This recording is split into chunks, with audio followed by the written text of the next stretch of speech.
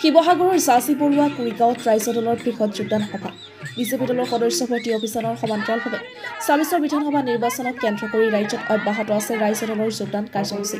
শদিয়াৰ পৰা ধুবুৰীলৈকে অখিল গগৈৰ সবল নেতৃত্বত চলি আছে যোগদান কাৰ্যসূচী পিছে পিছপৰি ৰোৱা নাই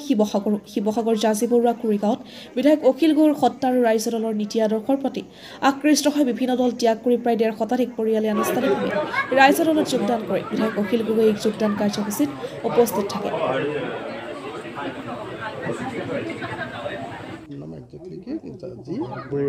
বৰুৱাকুৰি গাঁৱৰ সমগ্ৰ গাঁওবাসীয়ে গাঁৱৰ প্ৰায় আটাইবিলাক মানুহে সকলো মানুহে লগ লাগি সমূহীয়াভাৱে ৰাইজৰ দলত যোগদান কৰিছে আৰু ৰাইজৰ দলত যোগদান কৰি আঞ্চলিকতাবাদী শক্তিক শক্তিশালী কৰাৰ সিদ্ধান্ত গ্ৰহণ কৰিছে মই জাঁজি বৰুৱাকুৰি গাঁৱৰ ৰাইজৰ দলৰ সভাপতি হিচাপে আন্তৰিকতাৰে সৈতে ধন্যবাদ জ্ঞাপন কৰিছোঁ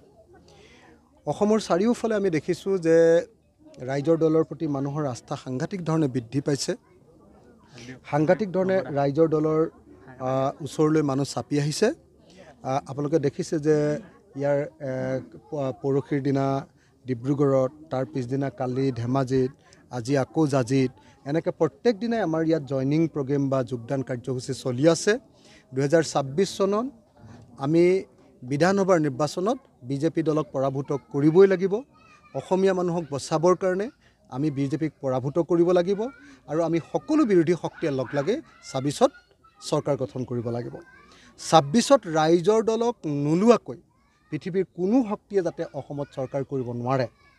কাৰণ ৰাইজৰ দল যদি চৰকাৰত থাকি যায় তেতিয়াহ'লে কোনো ৰাইজ বিৰোধী অসম বিৰোধী কোনো সিদ্ধান্ত সেই চৰকাৰে ল'ব নোৱাৰিব আৰু সকলোবিলাক কাম চৰকাৰে খেতিয়কৰ দুখীয়া মানুহৰ পক্ষত গ্ৰহণ কৰিবলৈ বাধ্য হ'ব সেইকাৰণে মই অসমবাসী ৰাইজক বিনম্ৰভাৱে আহ্বান জনাইছোঁ অতি কমেও ১৫-২০ জন MLA আপোনালোকে ৰাইজৰ দলত যোগদান জিকাই দিয়ক আৰু তেতিয়া আমি অসমক এখন সুন্দৰ অসম উপহাৰ দিবলৈ চৰকাৰক বাধ্য কৰিম আমি চৰকাৰে তেনেকুৱা ধৰণৰ সুন্দৰ অসম দিম ৰাইজৰ দলৰ যদি চৰকাৰ হয় তেতিয়াহ'লে ৫ বছৰৰ ভিতৰত অসমৰ সকলো পথাৰত পানী হ'ব আৰু ৫ বছৰৰ ভিতৰত অসমৰ সকলো পথাৰত বছৰত ৩বাৰ খেতি হ'ব অসমৰ প্ৰত্যেকটো উৎপাদিত বস্তু চৰকাৰে আচল দামত ৰাইজৰ পৰা কিনি ল'ব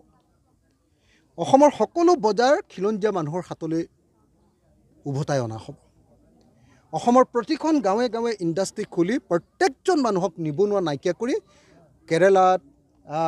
বেংগালুৰুত যিবিলাক ল'ৰাই এতিয়া গৈ কাম কৰি আছে তেওঁলোকক ঘূৰাই অনাৰ ব্যৱস্থা কৰা হ'ব প্ৰত্যেকগৰাকী মহিলা প্ৰত্যেকজন পুৰুষক গাঁৱতে চাকৰি দিয়াৰ ব্যৱস্থা কৰা হ'ব গতিকে মই সকলোকে আহ্বান জনাইছোঁ যে ভিজন নথকা দল সাম্প্ৰদায়িক দল ৰাষ্ট্ৰীয়তাবাদী দলক চৰকাৰত বহুৱাই একো লাভ নাই আপোনালোক আহক আমি সকলোৱে মিলি এখন প্ৰগতিশীল আঞ্চলিকতাবাদী জাতীয়তাবাদী চৰকাৰ কৰোঁ আৰু প্ৰকৃত অৰ্থত অসমীয়া মানুহৰ চৰকাৰ কৰোঁ আজি গাঁওখনৰ টোটেল পৰিয়াল কিমান আমাৰ যোগদান কৰিছে ১৫০ পৰিয়ালে যিমান গাঁওখনত যিমান পৰিয়াল আছে